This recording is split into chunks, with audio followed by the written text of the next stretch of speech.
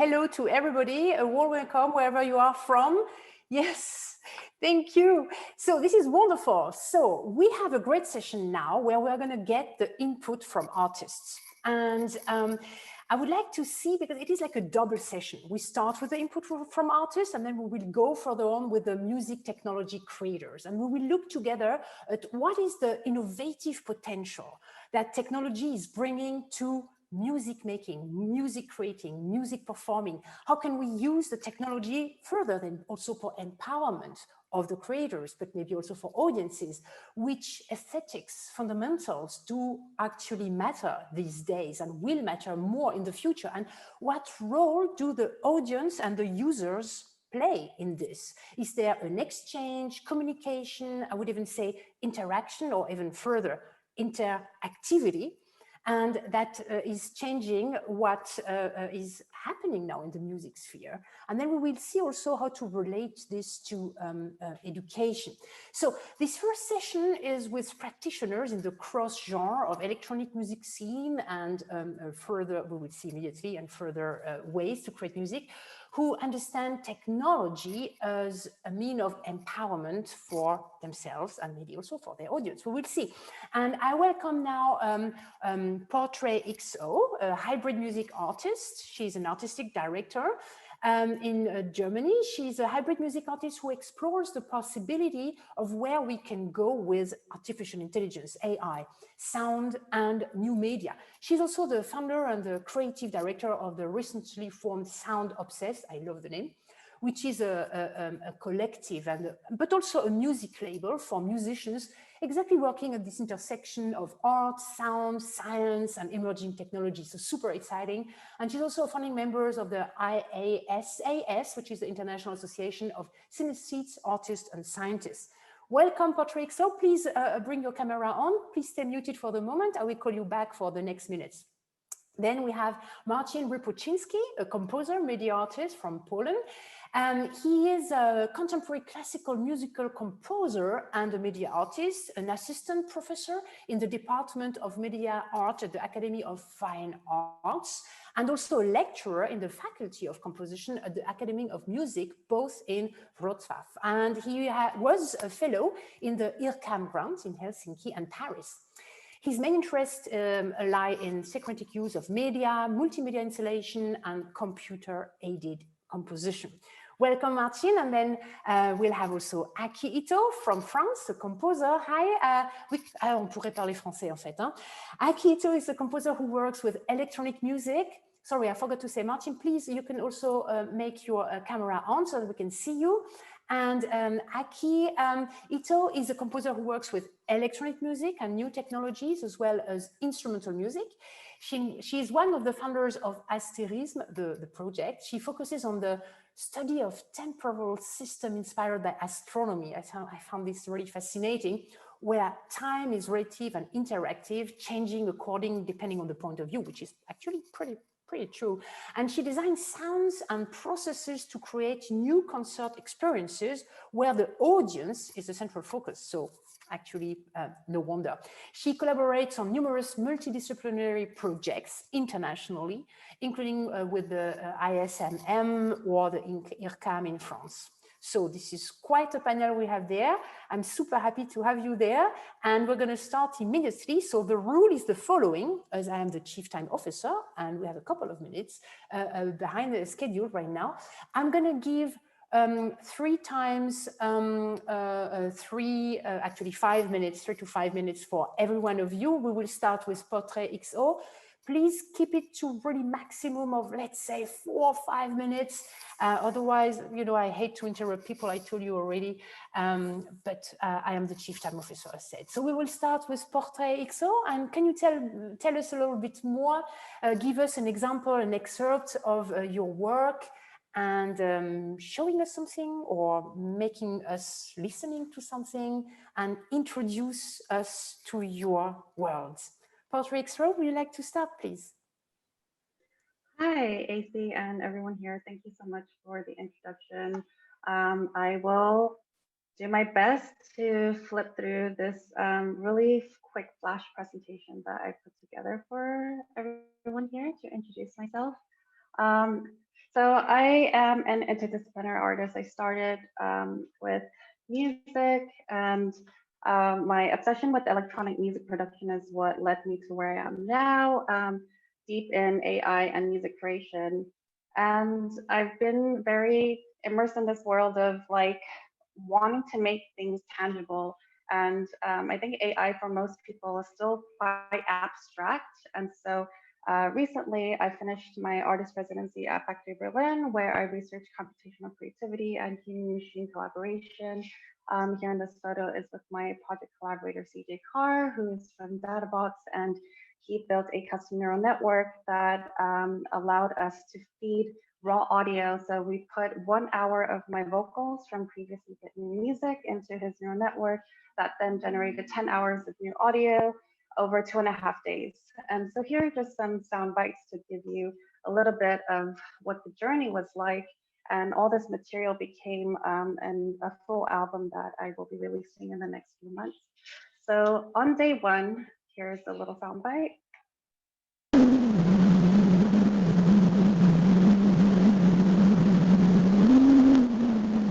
I hope that's coming through clear enough. There's like a bit of graininess, and you can tell there's a bit of a human voice trying to push its way through, but not quite there yet. By the end of day one, we start getting a bit more human vocal content.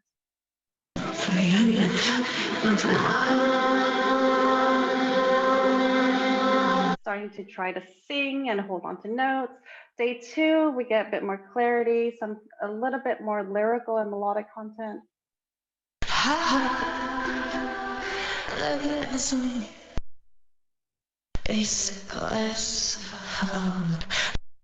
So out of this 10 hours of audio, I would say like 5 to 10% of it was usable, because what ended up happening was all these like tiny little bites of melodies and lyrics here and there. Some of them were just a bit gibberish, but what ended up coming out of it was a new method and a new process that I've fallen in love with, which is like this kind of fill in the blank kind of game with lyric and melody writing.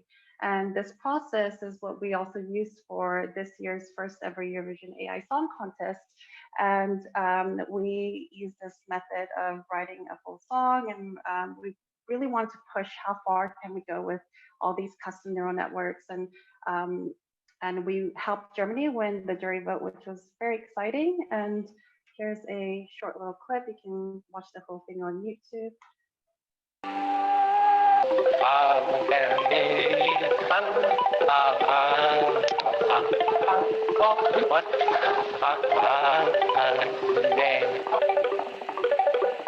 So that was just a short clip of some of the AI generated audio that we pieced together to try to create some kind of lyrical and melodic sense. But there's a very manual process to it.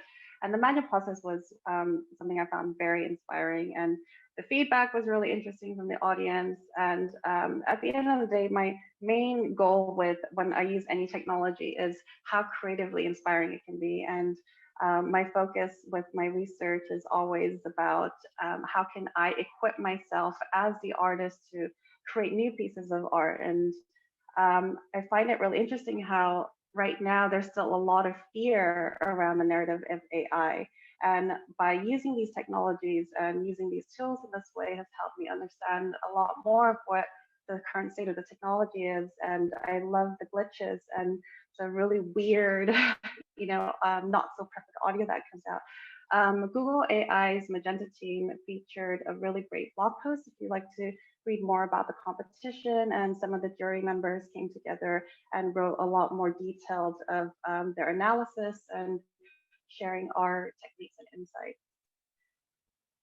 We also, in collaboration with another great interdisciplinary artist, Abeli Cavalli Bastos, we made one of the first AR interactive filters for Instagram, and you're welcome to try this out on my Instagram. Again, this is just like my obsession with trying to make data, this intangible sphere of AI, into something tangible. So with this experience, you can actually play with some of the AI vocal samples by pinching and triggering effects and things like that. This is me. This was my quickest presentation to give a brief background of who I am, and I'll send it back over to you. Thank you. You managed the 5 minutes maximum wonderfully. It's fascinating, and of course, it's not even enough. We want to know more, but we'll move on now to Martin. Martin, will you have to you have your presentation or sharing anything with us? Yeah, I can share two things. One of them will be a link to the file you can download. To the composition I prepared very quickly yesterday. It's kind of improvisation, which wow. I thought I could play it live during the conference, but because of the Zoom poor quality. Okay, let's share. Don't. Yeah. Let's go. go. Okay, so we have the link here, so you can share. And another thing is keynote presentation. So I will share the screen if I can. Yeah. To see a few projects of my own. So mainly I'm interested in electroacoustical music and work in Academy of Music and Academy of Fine Arts. And in Academy of Music, we have a computer-aided composition studio where we teach students to work with Max, Touch Designer, and other media tools. And here we have a few slides from concerts with my composition. This one was made with me and my friend Cezary Duchnowski with my visualization, and second one was from last year, made with inspiration of composition which Witold Lutosławski wanted to make, but it was only notes about electroacoustical composition. So we made it on his notes, and this is the same situation. This was audiovisual performance of mine and my colleagues at Audio Art Festival last year. When we prepared some electroacoustical composition, and of course with video, as you can see. And next thing is composition sensitivity, which was prepared for chamber orchestra, electronics, and visuals. And next thing will be, I hope we can tell about, I could tell about next things in the discussion, because it is about teaching and students. So maybe it will be better idea to leave it for the future. And what's more, I'm working mainly with electroacoustical music programming with Max MSP and Touch Designer and other media tools to prepare audiovisual media concepts. And also for the last few years, I work very much with students to join them, students of different media, to join them together to work on interdisciplinary projects. So that's all about me, I think, for now. No, that's not all about you. That's just to give us a little impression, which is great. I think you evoked 2 times the educational aspect in your works that we will certainly question a little bit later during the discussion. That's great. Okay. And thank you for the file. We'll probably all check it out. But for now, let's stick to this screen and go to Akihito. And Aki, would you like to tell us more about your work, what you do, present us something? Yes, I talk about one of my projects, Asterismus, and this is a project that the audience participates in the experience of the concert with their smartphones. And first, I invite you to look at the video, then I continue to talk about the project. I hope the link works. Let us see if technology is working now. Yeah.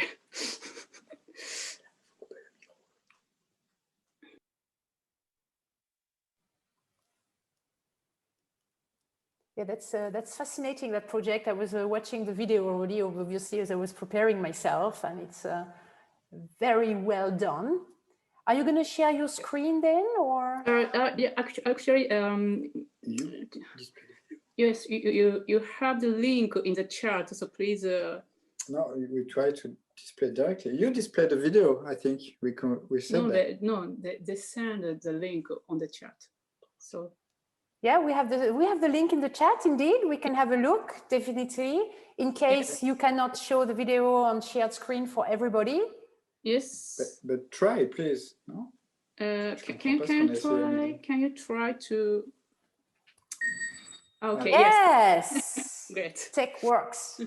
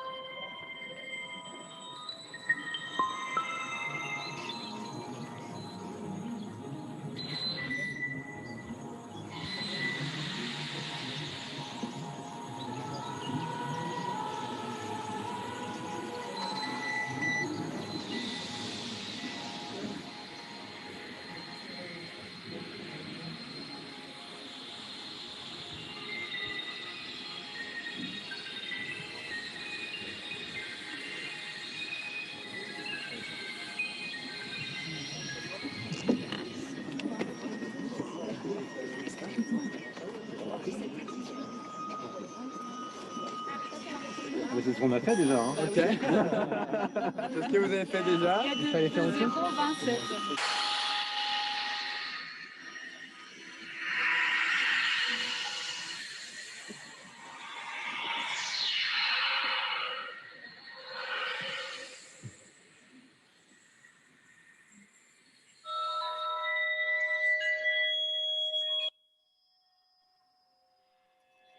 Maintenant, vous avez tous récupéré une partie de la musique et maintenant, voilà, vous pouvez rebouger comme vous voulez ou pas.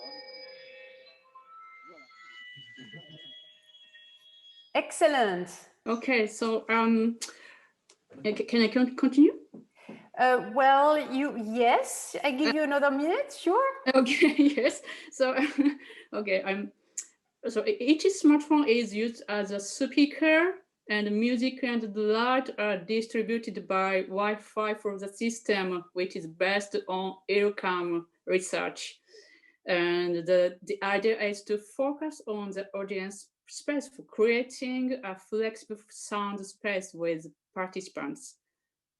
And the idea of the sound distribution is like if you're not a player from an orchestra, you don't know how it sounds in the orchestra, because you always listen to the music in front of the musicians, or you have listened to the sound going around by specialization with loudspeakers. But when you take part in the sound, you hear differently, because for this project, the participants here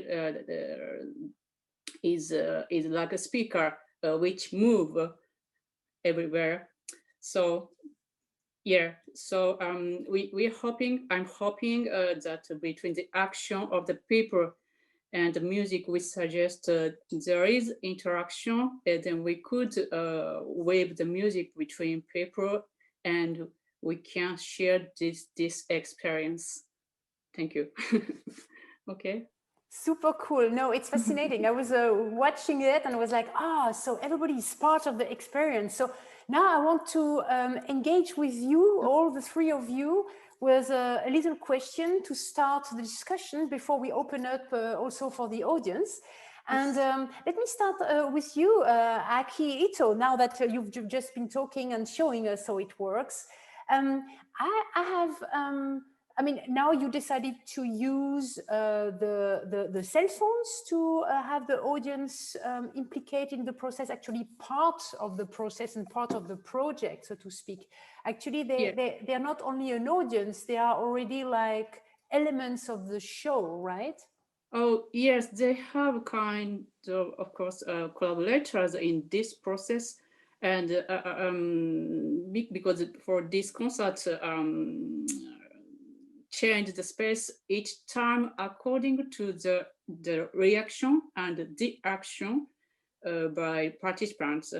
And yeah, and since they take part in the music and they move, and so sound move, and yeah, so they take part of the yes, the result of the project. Yes, that's super interesting. So are you always thinking of new ways to integrate the audience? Do you think it is, and do you always need technology for that? Yes. Yeah, I think with the technology, we can make the accessibility to the creation. But at the same time, I think the participation of the audience is not only a matter of the technology, but there is also psychological question. And we thought a lot what are factors which hinder them, what are factors which make them more active. Mm-hmm. So I think what is important is to think also about the social aspect. Exactly. Yeah. No, that's great. This is a fantastic example, really. And now I'm turning to Portrait XO. And my question for you is, I mean, you're using AI in your work, and it is a technology which is often not accessible even to the people who create the algorithm. So sometimes they don't even know themselves how the technologies they've built is actually processing the data and etc. So do you think it is important, you were saying just before, because of the fear that there is also, do you think that AI can be an accessible technology for creator easily? And or should we make it more accessible to the creators and also to the audiences? Yeah, I think accessibility is a really big topic with AI because, like you mentioned, it's not super easy entry point for most musicians, and I think you have to some degree, kind of be into music production to start with, to have some kind of like interest or have like some basic production skills and knowledge. I know that my project partner CJ Carr, one of his big missions is to like give all of these AI music tools that he creates into the hands of like 15-year-old bedroom producers, so anybody can use these tools very freely. Unfortunately, at the moment, the way we used it with raw audio so far is it's not easy to create this like plugin that you can just put into your DAW and process raw audio, because raw audio data is a lot heavier than say MIDI. But I have found like Magenta was the first plugin that I played with for Ableton, and that was really easy to use. And that was just like the very beginning stages of trying to understand what's happening under the hood.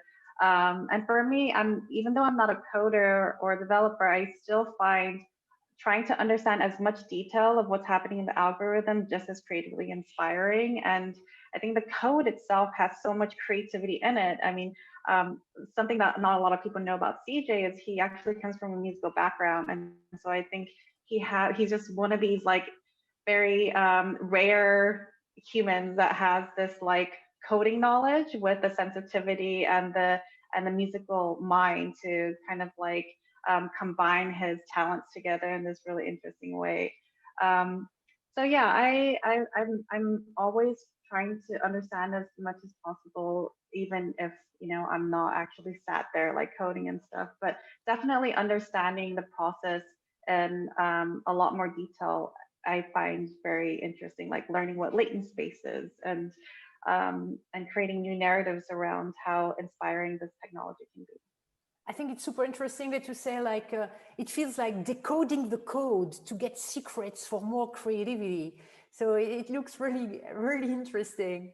Now I turn to Martin, and you are both a composer and you also work with multimedia installation, talking about tangibility. And what does the future of music hold for us, actually, in a literal way? I would love to know, how do you think it's going to look like? Are we going to use more physical interfaces? How do you think the visual media, the music and the tech is going to intertwine to make it more tangible? And just to make a note myself, I was interviewing B.C. Wolf last week at the Most Wanted Music, who he's heavily into this tangibility and feeling the thing and making music sustainable in physical stuff. So that's very interesting for me to continue this conversation with you, Martin. Yeah, and the question is very complex, and we could talk all the conference about it. But talking about future of music, I can imagine that music is as an art and cultural phenomenon will still look the same like today. So composers will compose the music, and I hope listeners will still be interested in listening to it, just like it is. But actually, I hope they will be more and more interested in contemporary music. More than that from past ages, just like it worked, let's say, in the second half of 19th century. Still, people listened to music of their times. And I think we can say almost nothing about future music styles or ideas being conveyed if anyone knows anything for sure. I would like to know and maybe use it in my composition. But talking about physical interfaces, this is something very interesting for me. And talking about contemporary music and particularly electroacoustical music or even media art, we can talk a lot about interfaces. Mm-hmm. In my opinion, we will always be using some kind of physical interfaces, simply because you can rather feel than look what you are doing, and this is crucial for musicians. And everybody knows that there is no pianist or violinist who look at his hands while playing instruments. So, of course, multi-touch screens we have in our pockets are great, and as you can build interface you like, but the problem is you still have to observe it to push the right button in the right place. It is completely useless when you play music live, following score, let's say, or observing conductor or other musicians. Personally, I dream about a physical controller which could be as flexible as, let's say, iPad, and maybe iPad could be something with, I don't know, fluid buttons or sliders. We don't know that yet. And one more interesting thing for today, I think, if we're talking about physical interfaces, is that musicians today are bored with computers and want to play and touch an instrument, not a software. And we can observe gigantic interest in modular synthesizers, which can not even memorize single preset with sounds. One has to start. Artists who want to play music has to start its gig every time from scratch. So this is some kind of circle we've made, I think. Absolutely.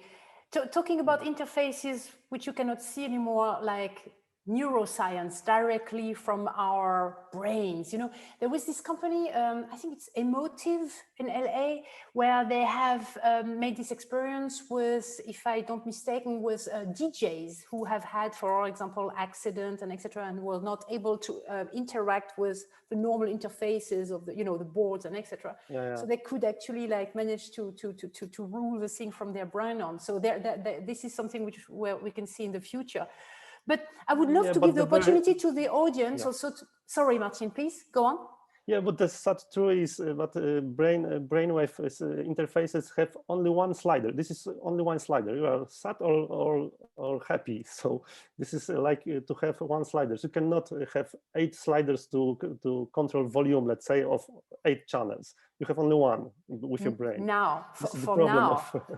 For now, let us see how this develops. Of course. Yeah. I would really love to give a couple of minutes to the audience before we go to the breakout rooms to give you feedback or ask questions immediately after your presentations and the first introductory question. So please feel free to post the questions in the chat right now. Otherwise, I'm going to use my privilege as a moderator to ask further questions, which is of course great for me.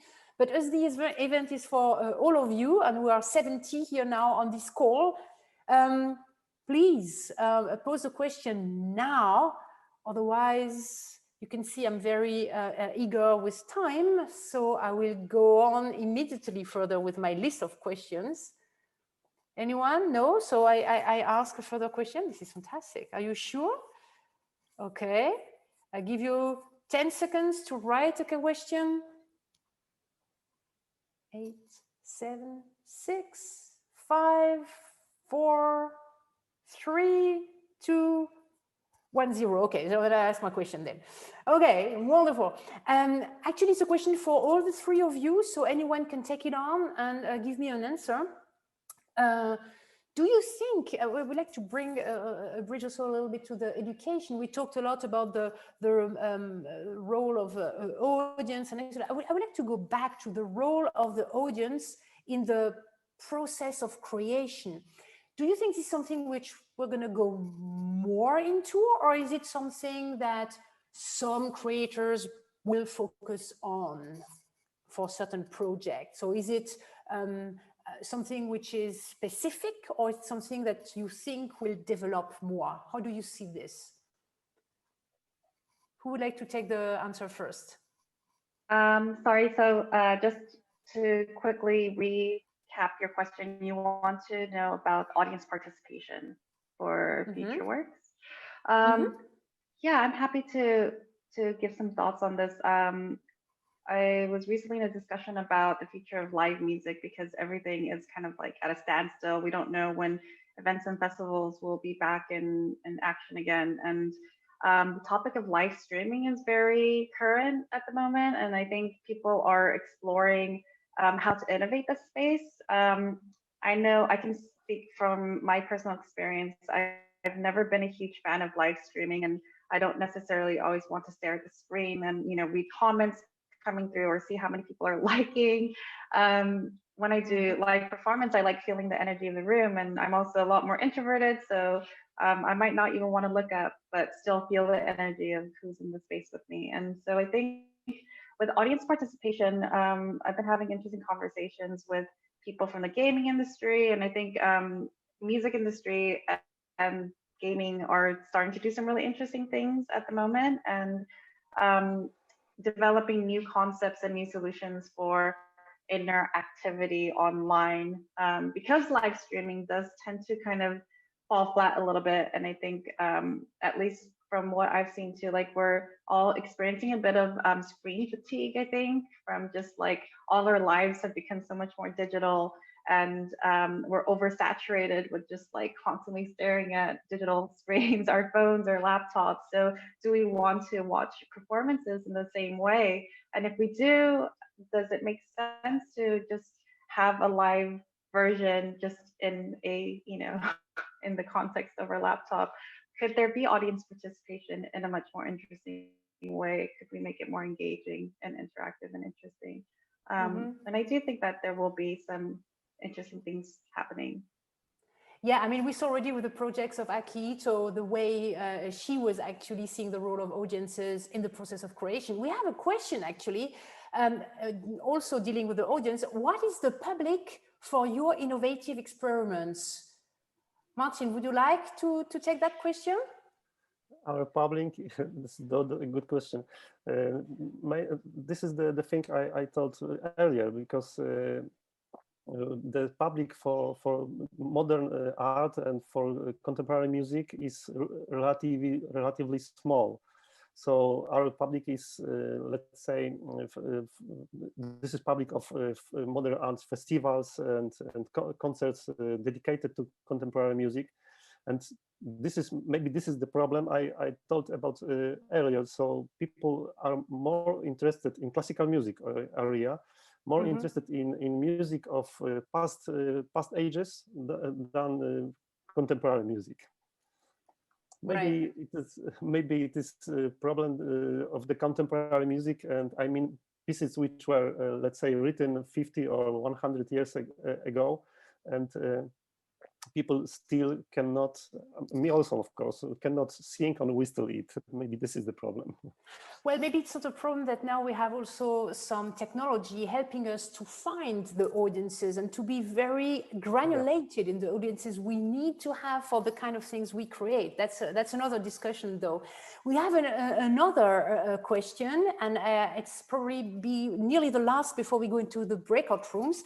So to all of you, depending on who wants to take it, do you think technology decreases creativity, or you see certain ways to foster creative development through technology? I mean, partly Portrait XO was saying she finds creativity in the technology also.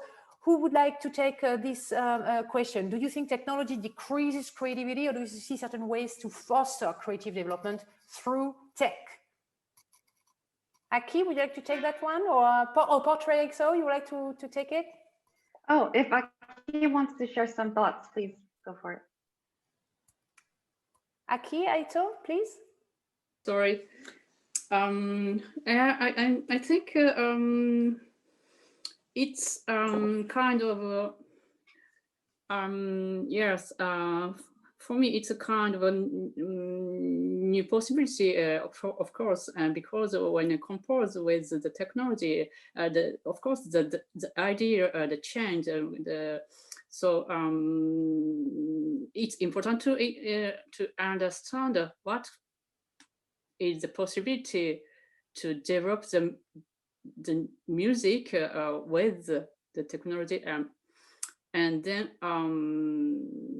yeah, it's not very different maybe, but it's a little bit different. There is, I think, yeah. It's interesting what you say, because like understanding, or what we said just before, accessibility, this is something also which shows if we want to democratize this has a strong lead to the subject which is underlying in this conversation today in this program of the workshop, which is the educational aspect. And we will go back to this educational aspect later on. But for now on, we have a joint reflection in breakout speed dating session of 5 minutes. Okay, so who would like to tell us what was the impressions? What is your main question? What did you learn? Just to give a couple of ideas and make this experience a little bit more human. So I'm watching the screens. Who would like to say something? Please make a little button of the astonished guy person. Yes, Marie Koge. Yes, Marie, please unmute yourself and tell us. Yeah, my name is Marie. I'm the leader of Mitmachmusik, which is a musical project with the intention of integration work via music making. And I had this interesting conversations with my colleagues just in the breakout room. How is it possible? Oh, we all had the same question, more or less. How is it possible by music making, dealing with music via digital tools, to sense the others and to develop things, very sensitive things like fantasy and like the very delicate things, because usually if you play in an ensemble, you breathe together, you can see each other from the corners of your eyes. And is there a way to sense this, to have this feeling of presence, emotion? Yeah, okay, very and good also question. of the social aspect, to feel the others, they are there and we all do something together. Absolutely. So I think you should stick to this. This is very interesting in the next discussions coming up. I have also a reaction of Rayesh Mehta. Please, Rayesh, come on screen and unmute yourself and tell us what was your impression, your big question, your learning. What was it? Oh, I'm sorry. I was just testing, but I'll give you a question. We were speaking Aki Ito. I was in a breakout room with her. And, I think what was interesting is how digital technology is being used to, let's say, also transmit feedback to participants. So individuals who have their smartphones can walk around and they can get. So I had the wrong impression when I saw the small introduction. I didn't understand exactly how that worked, but she explained it to me. I find it interesting that you could actually have a individual and personalized experience from a composer who's sitting there sending out music or sounds to different people through a musical system. So you can almost distribute compositionally, which I think is an interesting phenomenon. Cool. We have Golo Fulmer who would like also to say something. Golo, go on. Yeah. Yeah, this question about how these systems can really become tangible or how we can use them in a tangible way. There's just a parallel that I might like to point at, and that is that communication researchers like Werner Fallstich, they think, or they tell the story of the telephone as one, which until, at least in Germany and into the 1950s, was used as an extension of the telegraph. It was a transport means for messages. So people at that time, supposedly, did not go into personal contact. They didn't know how to, and they didn't think this medium would be able to deliver that. But only later it became a medium of deep exchange. And so I would simply say that I think we can be optimistic that technology, that man can learn how to use technology in this deep manner. But that takes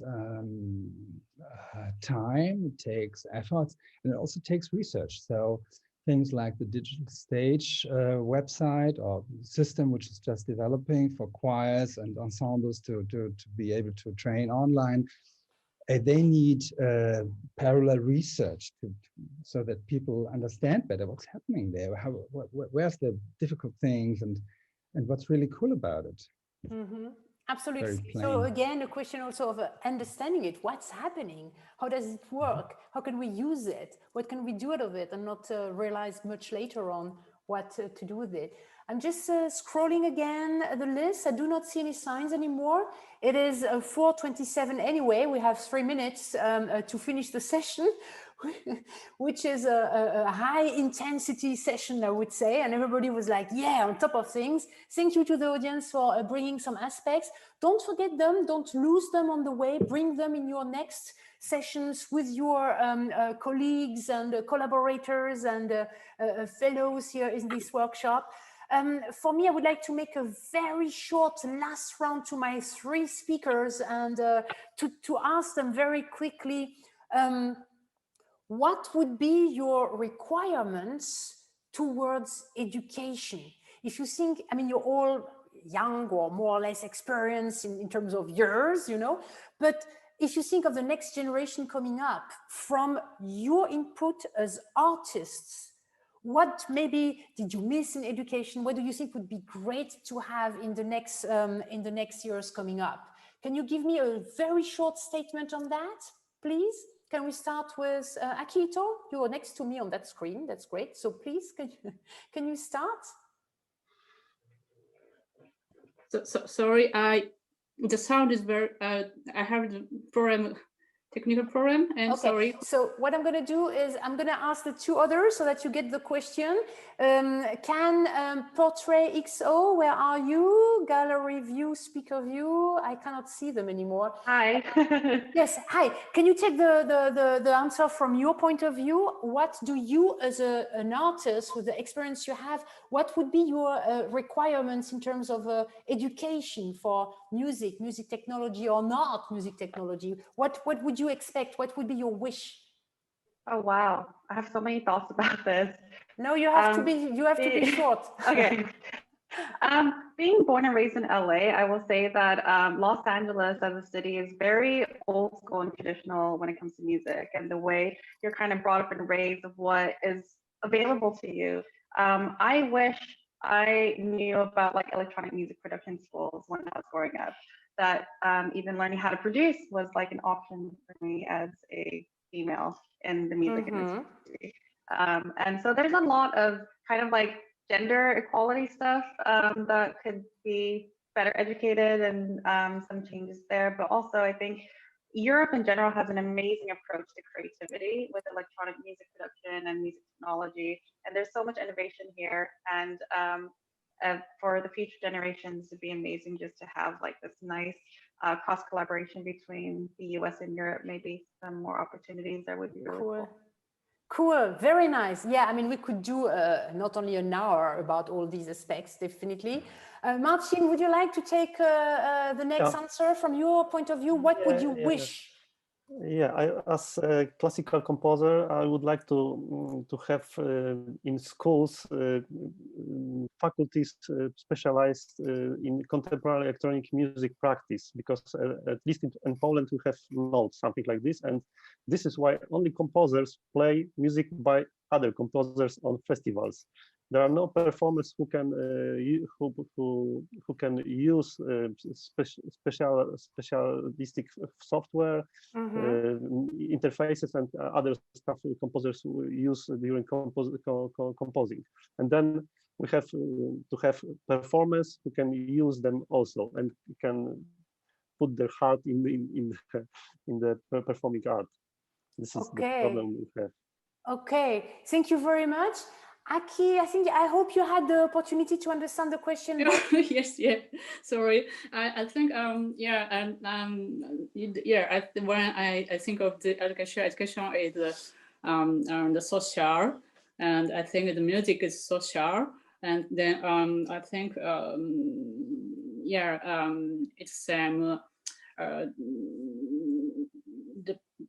being active in the society it depends on the people, and so one for active regarding something, and one try to involve more. One for passive, maybe they are and they can stay passive or even not participate, or and I think the both is experience, and so I think there is the connection which is very close between the music and the education. Okay, good. Thank you very much. I see there are comments in the chat. I think that this is kind of an anthropomorphic misunderstanding of technology. It won't do anything. People do change their creative potential as they use it. I think this is certainly something which is evolving together. And yes, this is, if we want it or not, this is the future. We will certainly work with technology in any case. So this is the end from the input from artists. But we're not finished. I told you it's a double session, and now we're going to move on to the next session with the music technologies, so to speak, and we're going to move to the more aspect from the music industry, what inspires the production of digital music technologies and instruments.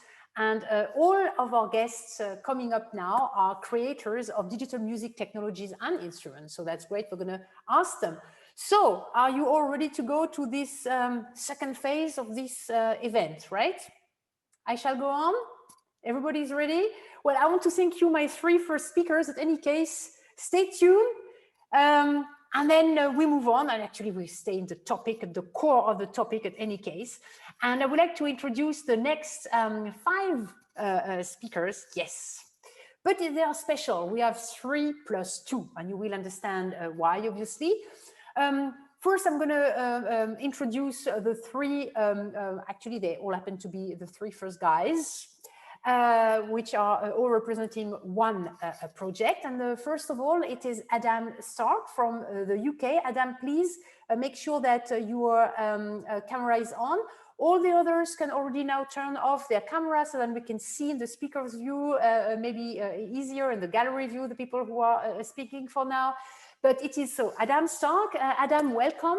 He's the managing director of MIMU, M-I-M-U, an organization placing human expressions at the heart of music technology. He led the development of the gloves, MIMU, sensor-enabled gloves, for the composition and also the performance of music. And he has a PhD in computer science, and he has worked as an academic researcher and creating a number of artistic projects. So welcome here, Adam. Then we have Stefan Schmidt. Yeah, then we have Stefan Schmidt from Germany. He is the founder of both Nonlinear Labs and, no need to say, one of the big players in the music instrument industry. Back in 96, I think, a native instrument. His aim with Nonlinear Labs now is to create a digital musical instrument that offers a musician a high degree of expressiveness, which is really interesting because we were talking about this expression in the questions round before. The main product is of Nonlinear Labs is the C15, a high-end keyboard synthesizer. So welcome, Stefan, obviously. Great to have you here. Super happy and honored. I've been a couple of times to Native Instruments, but for me, it was discovering Nonlinear Labs was also an adventure. And then we have Pascal Joker, a co-founder and the CEO also of Jouet Music Instruments, which makes a simple and accessible electronic instruments, talking about accessibility again. And these blur the lines between the analog and the digital worlds. And Pascal is an entrepreneur and an inventor, and he develops the Lemur multi-touch controller when he was working on his first music project, the Jazz Mutant, the Mutant Jazz. And since then, he has worked with many businesses, with startups, creating and developing new products. And yes, welcome, Pascal. Thank you. And I wish we would do this in French. It would be much easier for me too. Oh, yeah, Salut. Bon, bref, je continue en anglais. And then we have the Chicks on Speed. You know, the Chicks on Speed are a feminist music and fine art ensemble, a contemporary mixed art media collective, which was formed in Munich in '97, where members, Australian Alex Murray-Leslie and American Melissa Logan, met at the Munich Academy of Fine Arts. And we, believe it or not, we have them both here. So Melissa, nice to welcome you here. Melissa is an artist, musician, and performer. Guess what? She works with many different media in her work, including video, sound installations, electronic music, obviously. She has lectured, performed, exhibited internationally with Chicks on Speed, but also including presenting their object instruments. We're going to go back to that in a second. And she founded the University of Craft Action Thought, which is a label and a performance company. So Melissa and Alexandra, who I was saying before, I had the pleasure already to have on a panel at the Future Music Forum a couple of years ago. Nice to see you again, Alex. Alexandra Murray-Leslie from Germany, Norway now, is a polyartist and artistic researcher. She's also a professor at the Trondheim Academy of Fine Arts within the Norwegian University of Science and Technology. And her practice-based research focuses on the design and the development of these telematic musical instruments that we will talk about later on. And she completed her PhD in artistic research from the University of Technology in Sydney. So this is my panelist. Wow.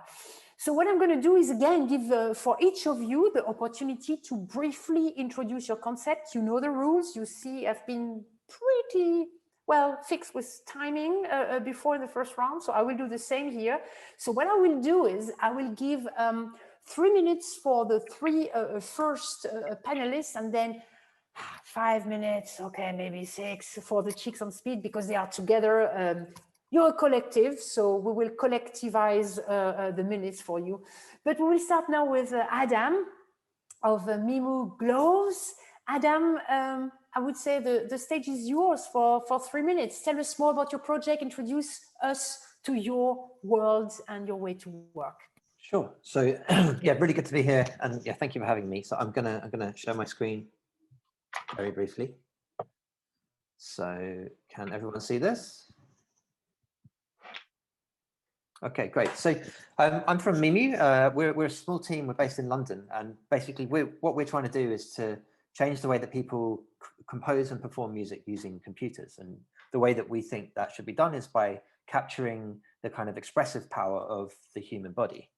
But I'm going to talk a little bit about why we're doing that. So most music now at some stage involves a computer, and more often it's sitting on stage as well, and it's become such a core part of what we're doing. And it's great, like, because computers have all of this amazing audio synthesizers and effects and fantastic software and sequencing software, but really it's when it comes to using them, they're not great performance tools, and the kind of controllers that we have for music software, that when we get to the hardware world, are mostly based around the same kind of buttons and sliders and knobs that have been, really dominant since they arrived in kind of, the 30, 40 years ago.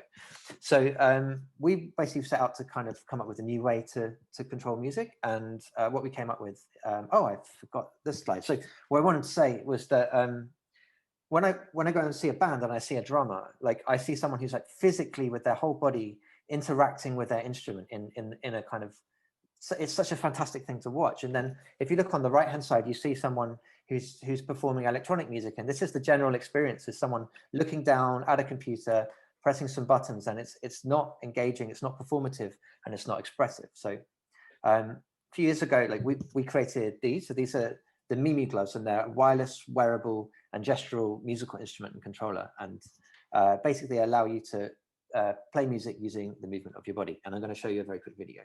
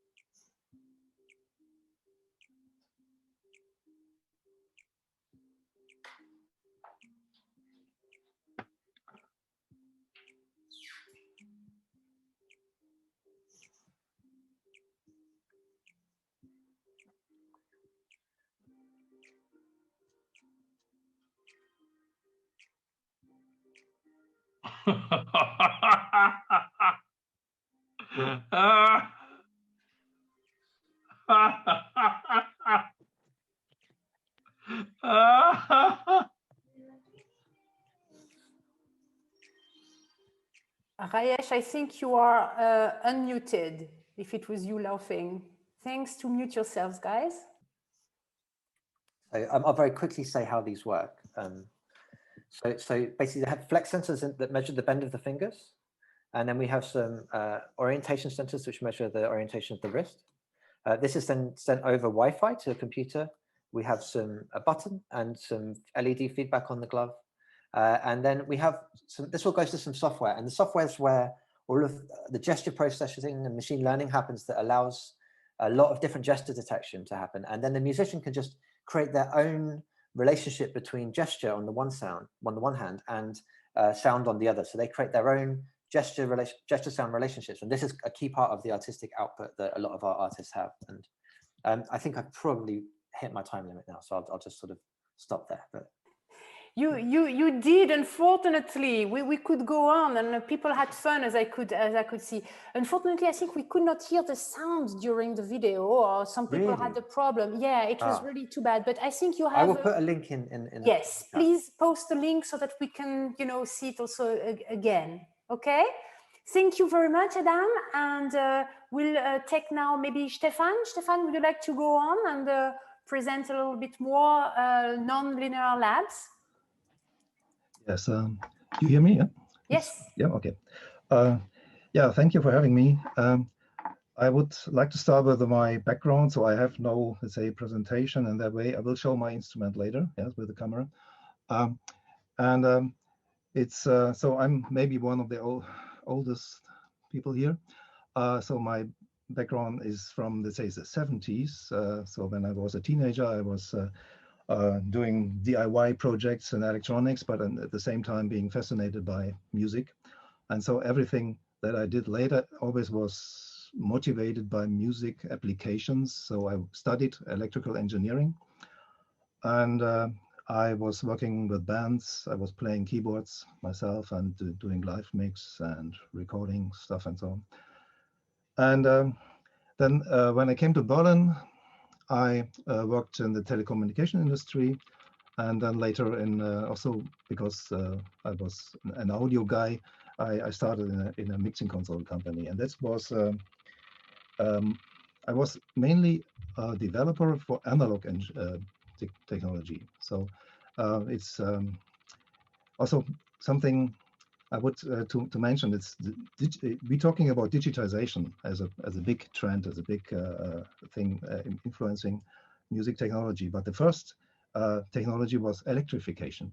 Yeah, so this was the reason why I became an electrical engineer. Maybe today I would become a software developer or software computer science.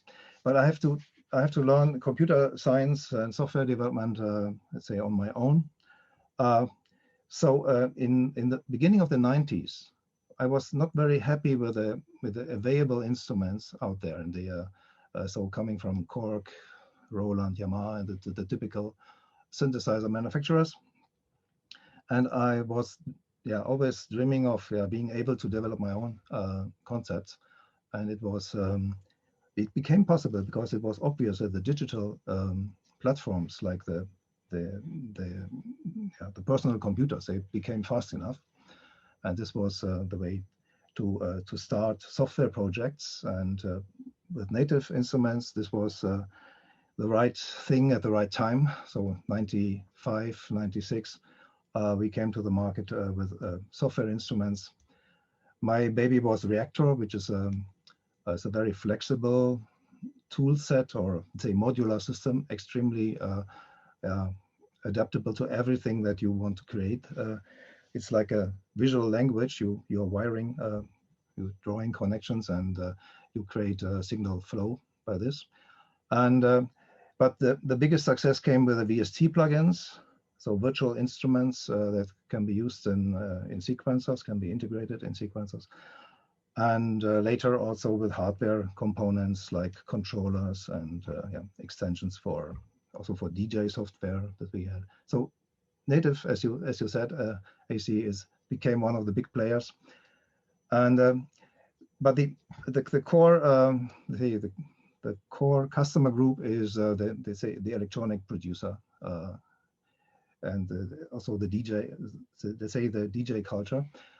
And I'm coming from another, let's say, age and culture. So I never had the full passion for this sort of music. And so I had the chance in 2012 to start a little company that with a really, let's say, a project of a labor of love. Like a passion thing. So creating instruments for musicians that play live. So I'm really in love with live players. And so this is how the C15 looks like. It's very, let's say, old school in the way that we don't have very advanced, let's say, play interface. It's a very good keyboard. We have some ribbons, but this is a little bit more advanced. So you touch the ribbon somewhere. We have something that is like a bender, so you can do vibrato like this. We have a large user interface for editing the sounds, because we want to make two sort of people happy. One is the player, the musicians, and the other is the sound designer. So creating sounds on these instruments is really, it's a yeah, efficient, and yeah, it's fun. Great. And yeah, so we have the typical customers. It's more like, yeah, it's not so, let's say, not the high or the very advanced sort of, let's say, or technology people. It's more, let's say, musicians from the jazz background, black musicians, people in the film industry, and yeah, it's a wide range, because synthesizers are flexible. Yes, yes, and you are by over 5 minutes now, Stefan. So if you want to say a last sentence, I give it to you. No, I'm done. I think. Yeah, we have already some questions coming up in the chat. So I'm not, no, but you're not done at all, and I'm not done with you. I will come back to you in a second. But for now on, I'm going to move on to my next speaker, Pascal. Would you like to introduce us to Jouer music instrument, please? Yeah, thank you. Hello, everybody. Well, so I'm Pascal Joker. Just before talking about the Jouer music instruments, my new company, and the things we're doing, 15 years ago, I've been involved in developing one of the first multi-touch screen in the world, before the iPad, iPhone, and all multi-touch stuff. So in 2002, with some friends, we have developed the very first multi-touch screen in the world. And the focus was music. So it was basically to give the ability to electronic musicians using virtual instruments, such as Reactor, for instance, developed by Stefan, to get access to several parameters at the same time, and being able to make music and change sounds in real time by touching the screen, instead of using a keyboard, I would say a piano keyboard, or even a mouse. So we developed this instrument. It was called the Lemur. It became very famous at that time. And then nowadays you have touch screens everywhere. So I have my iPad here. So the Lemur now is an app you can have on your iPad. So it's good because everybody can have it. Then personally, I decided to come back to music 5 years ago, because I was out of music business during 8 years, involved in multi-touch screens only, so for other businesses. And I came back in music 5 years ago and realized that basically, and I think it's the topic of this conference, there is a big lack of real things in that world, in that digital world. Basically, what we're doing nowadays, we're talking together through that screens, but it's very difficult to feel, you know, what people really think about what we're doing and what we're talking about. So in my real world, I'm talking to my wall, you know, not directly to you. So basically, for the music and the way we play digital music, to me, it's the same. And I try to develop new instruments using textures and real materials to give back a sense of feeling of natural instruments to the digital world. So I developed this instrument. It's called the Jouer. So we have the Jouer Play and the Jouer Pro. It's two different instruments made of physical things. You can say it's silicones here. And the way it works is basically I put that on that board here, and the board will recognize the layer.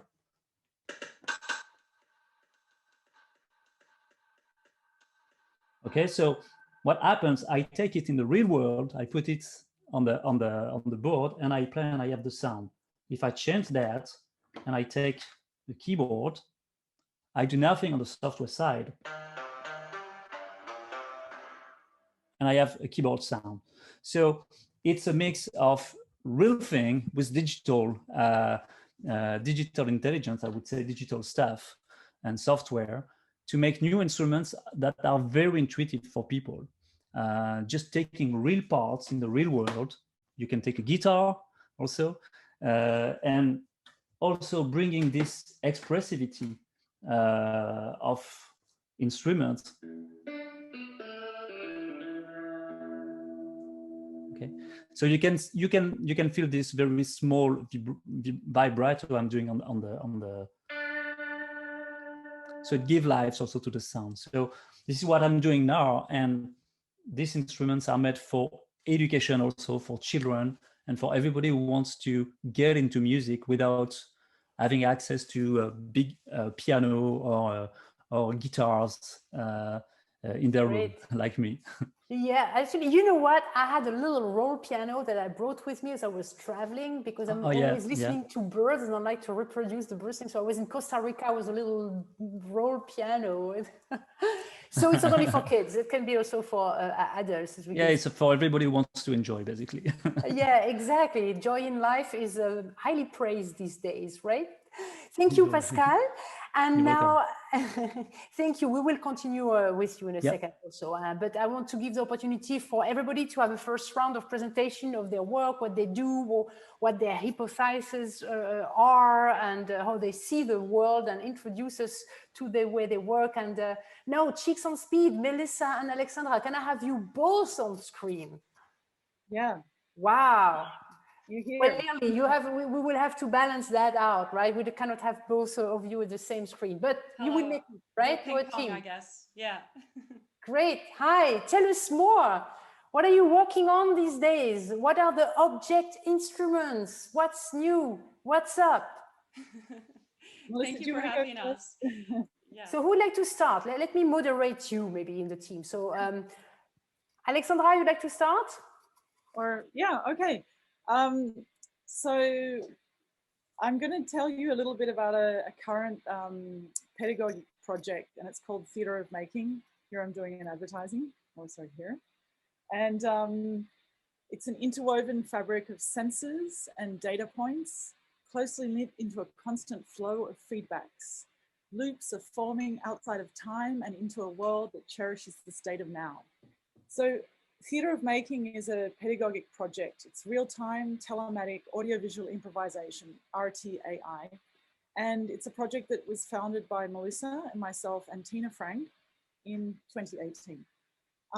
So Theatre of Making is based on lifelong learning and experience learning in collaboration to create a common consciousness. The focus is on the process with unknown outcomes. So I don't see a difference between music and new dance or let's say collage, visualization, architecture. All of these mediums can exist together in the telematic space. And I think that just isolating music now, I think we're going into a new sort of period. But I'm just going to talk about this because Theatre of Making is something, it's a research project now that we're doing and actually came out of like as a response to COVID.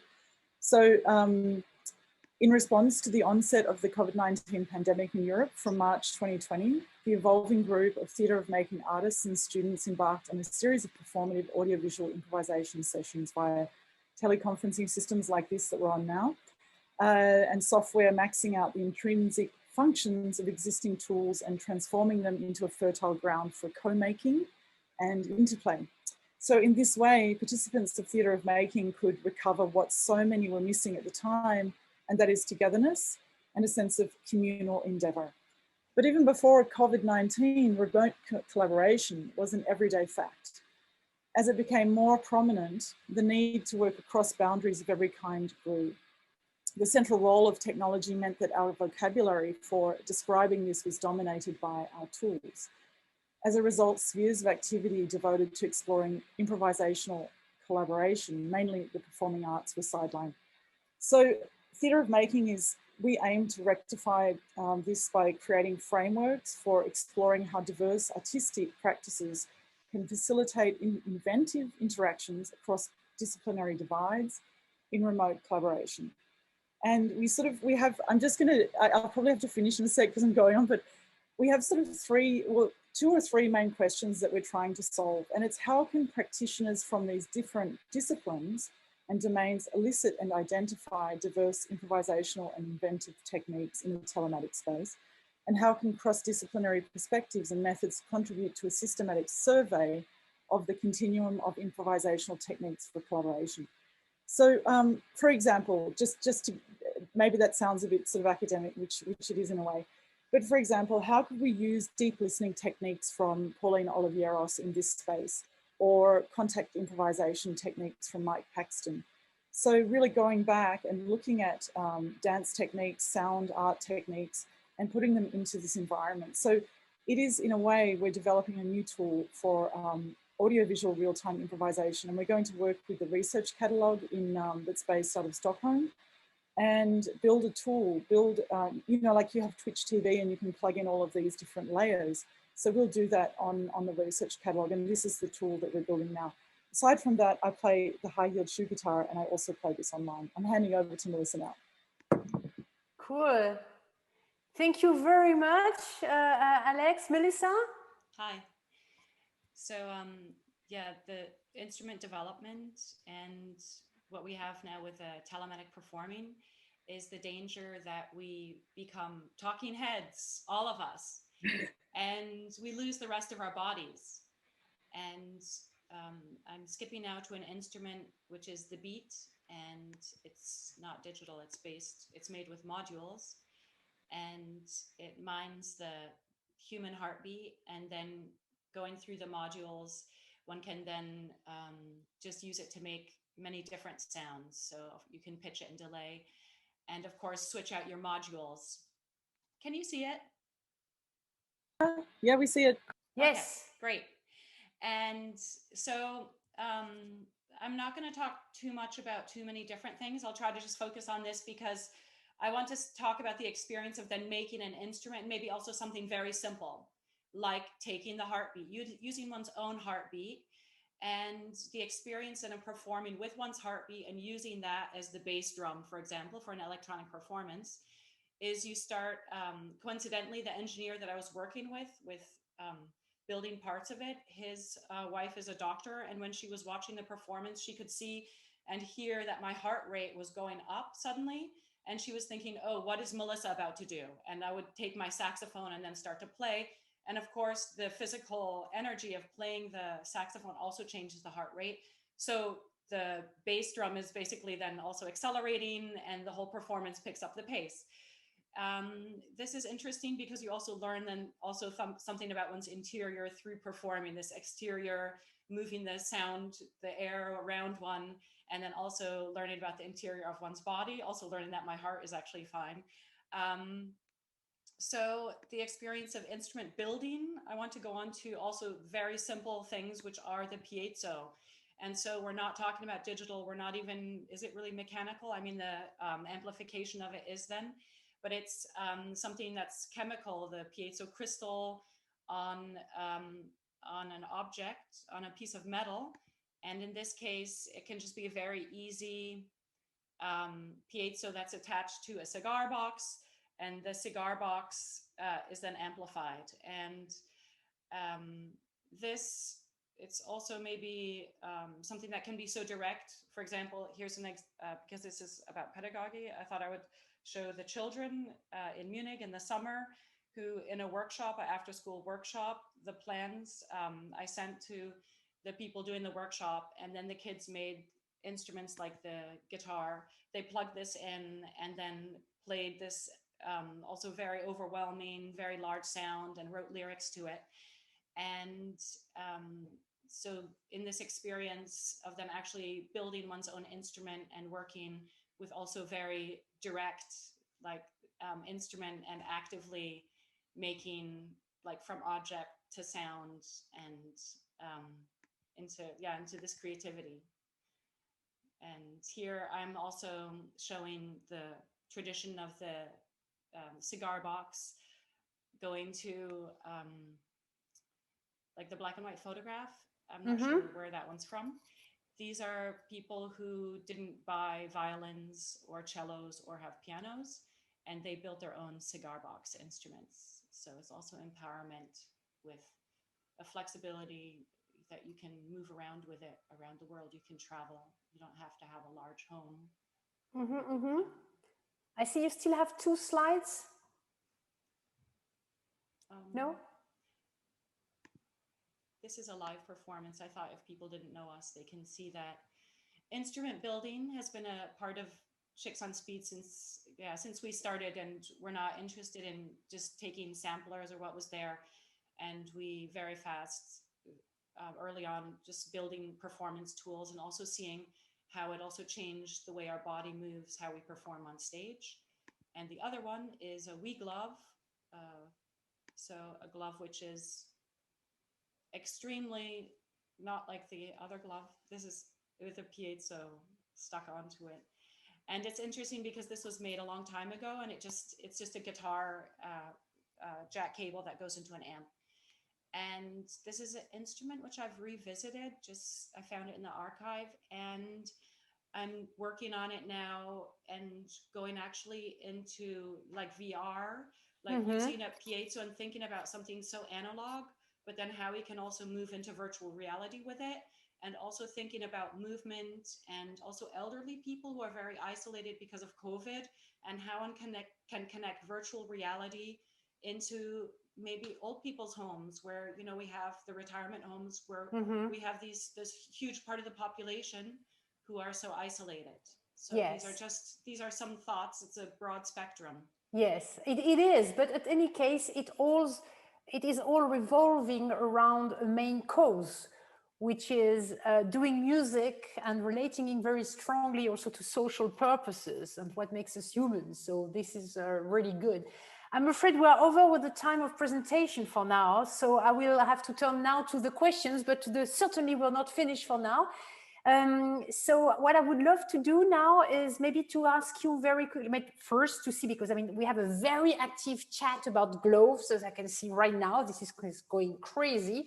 So we'd like to give the opportunity now to go back, everybody, please, with attention around our speakers, and to see maybe to have the possibility to ask questions. So please, if you have to have if you have questions also to other speakers, not only about the gloves, or maybe the gloves also from the Chicks on Speed, please do it now so that I can reflect this, take your questions into the general area here. Otherwise, you know the rule. I have the privilege as a moderator, and I will go on with my questions, and I have a big list of questions. So yeah, so does anyone have a question? I'm going to even have a look in the gallery in case you also want to make a reaction smiley or whatever that is, so that I can see if you have a question. Don't test it, otherwise I'm going to say like, oh, everybody wants it. Friederike, you have a question.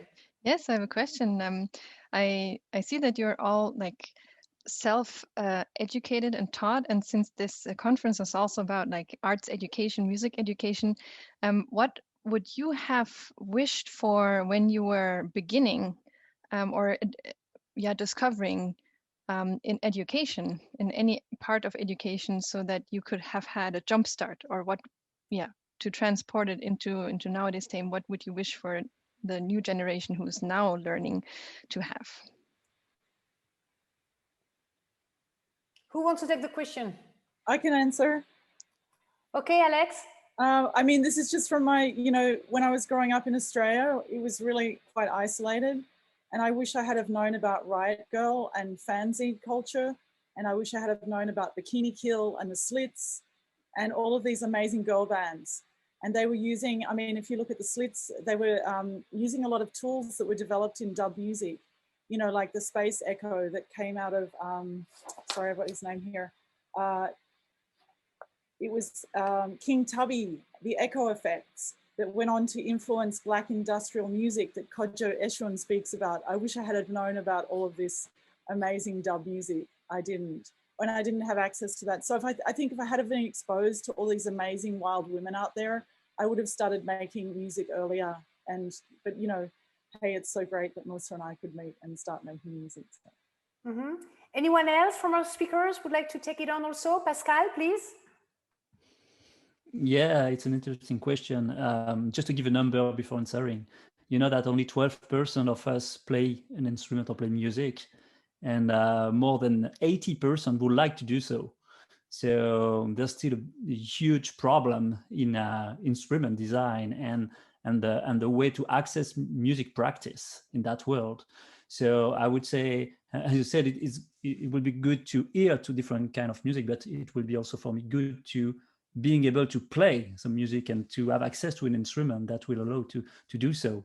So basically, to me, if I was young today, I would love to have the ability to listen to everything, which is, I would say, almost the case with all the music streaming everywhere. But I would also like to have instruments, and I put an S because maybe it's plural. It's a diversity of instruments, allowing me to being engaged in music practice by being able to play what I love to hear, you know. And to me, when I was young, what was very frustrating to me, I learned the piano, you know, but classical piano.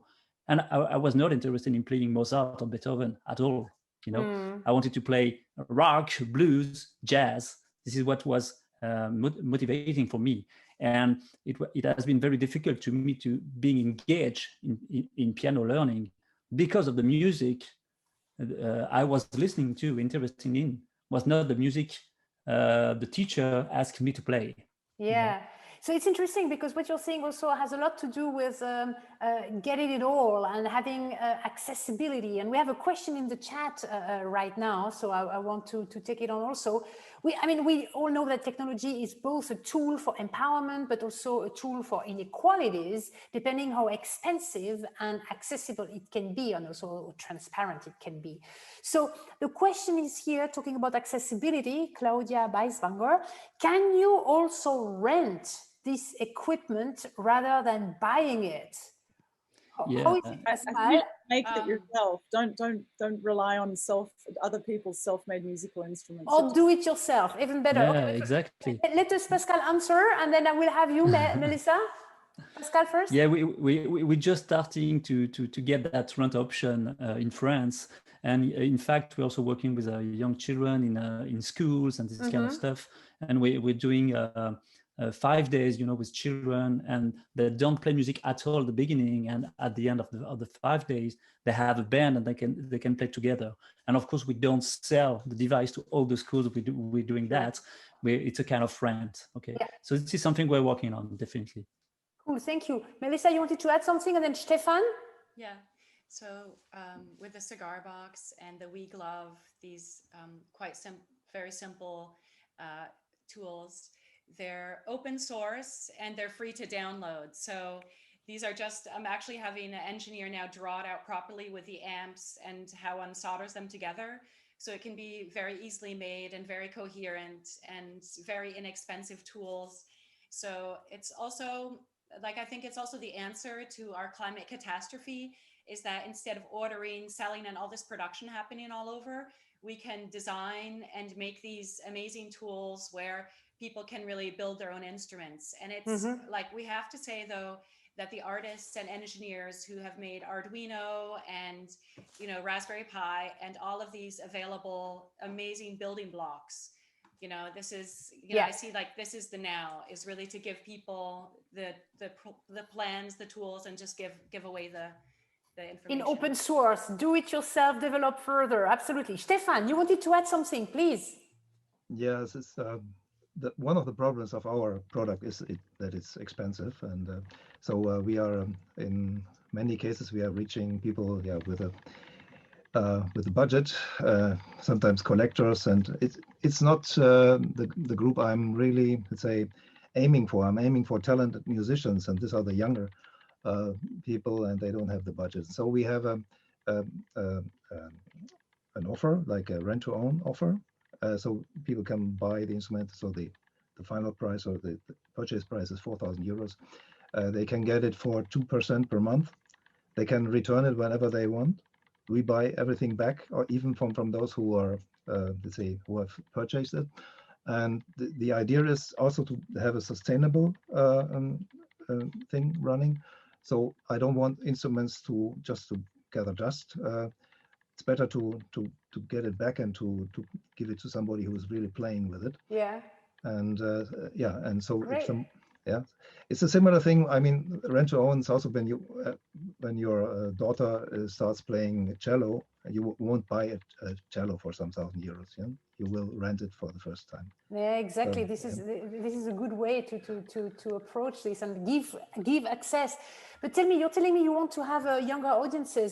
The description of the C15 says it is resolutely an instrument to be played by musicians, not machines. And I thought, I need to ask you, are you excluding machines because you know machines are going to come and play your instruments? Or how did you think of that? No, I mean, machines, yeah, and computer programs are also machines. So sequencers are machines. And yeah, so we have a very, let's say, bold restriction in there. We don't have any connection to computers, because I want the people to focus on the instrument. So you sit down, you play the instrument. You don't think about connecting it to something and having some say equipment around that you can control. So it's not a controller, it's not an expander, it's a thing that is fully enclosed. Yeah, and got it. Yeah. I thought you wanted to exclude AIs or something, you know, like no, that's AIs not, will not be able to play this instrument. No, but I'm joking. No, it's really an old school approach. As I have seen, you know, the other extreme for the 20 years when I was with Native Instruments, and I wanted to put a statement, so to bring technology to people who are, let's say, old-fashioned musician, and also to find out if there's a possibility to use a synthesizer or electronic instrument for non-electronic music, because electronic music is typically running sequencers, patterns, and automatic things, and this is for me is boring to visit such performances.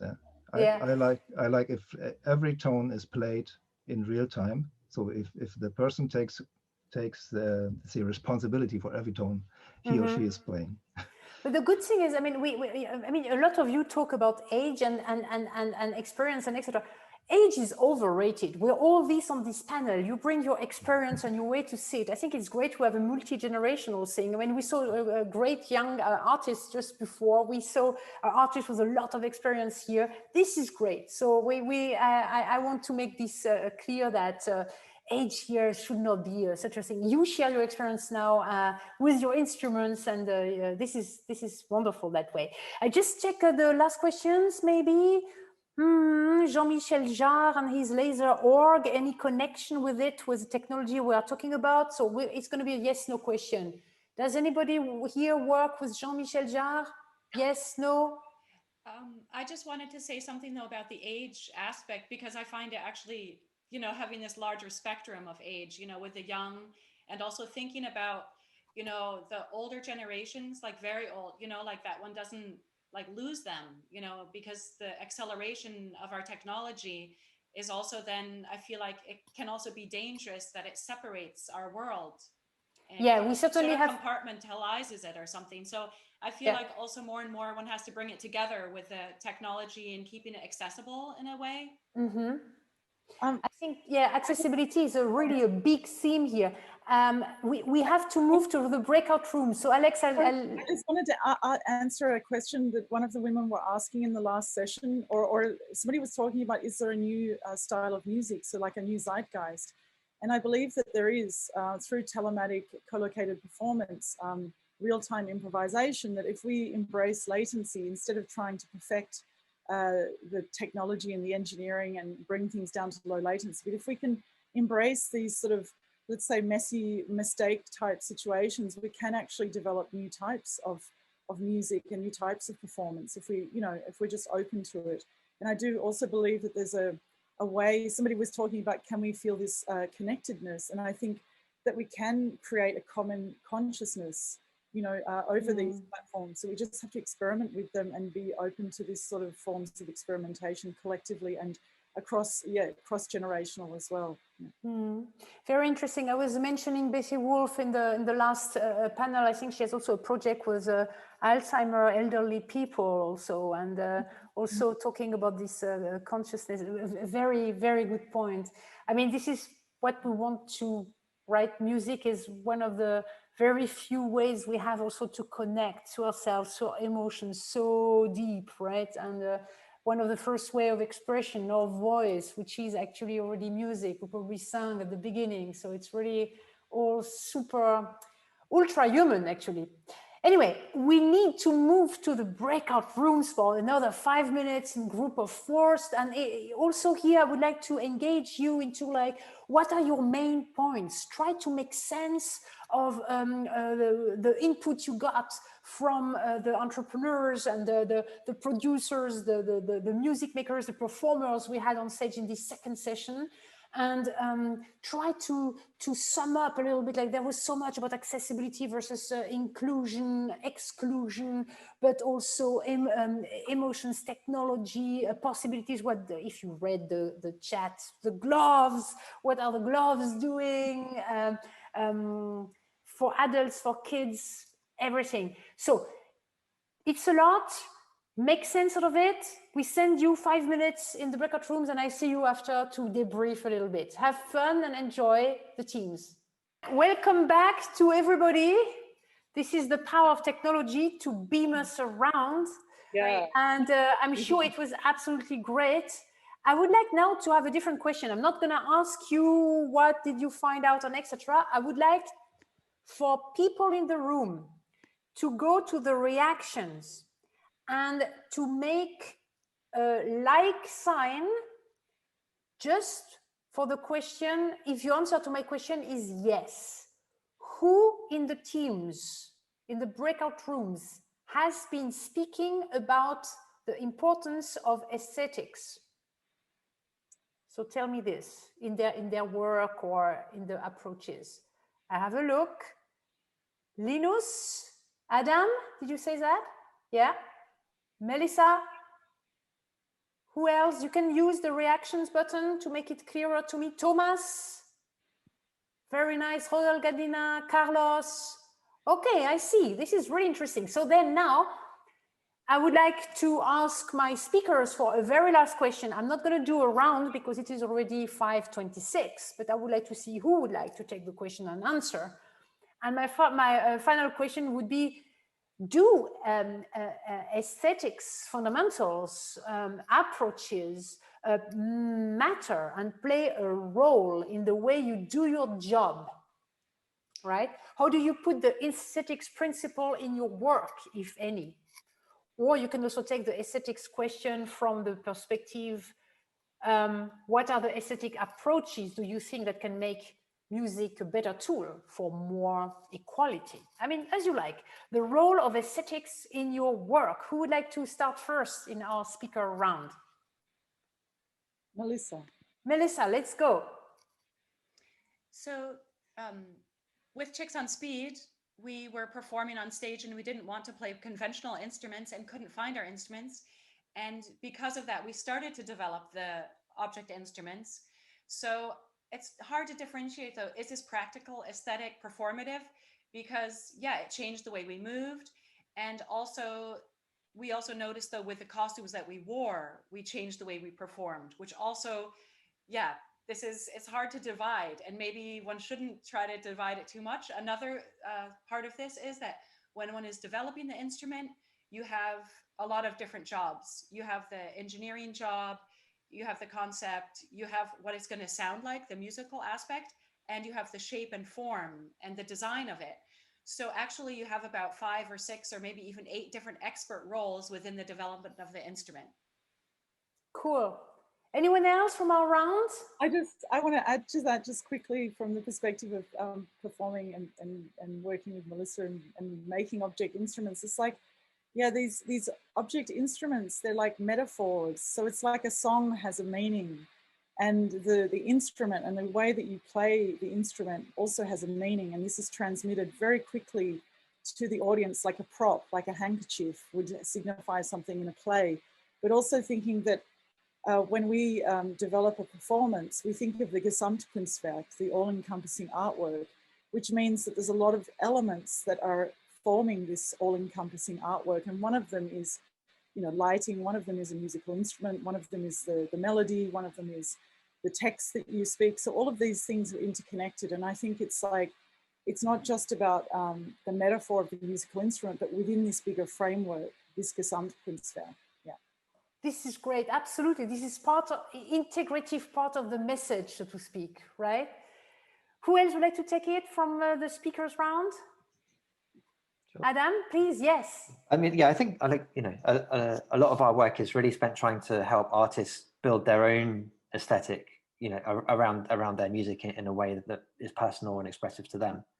And while we get a lot, of kind of what you might expect, which is, oh, how should I move to create this sound in terms of movement? We also have some people who are dancers who come to it from the other perspective. And they're like, I've got this movement, and what does it sound like? And we get this. Oh, it's those artistic connections between movement and sound that kind of, I think it keeps me constantly interested, and I just love seeing what people come up with.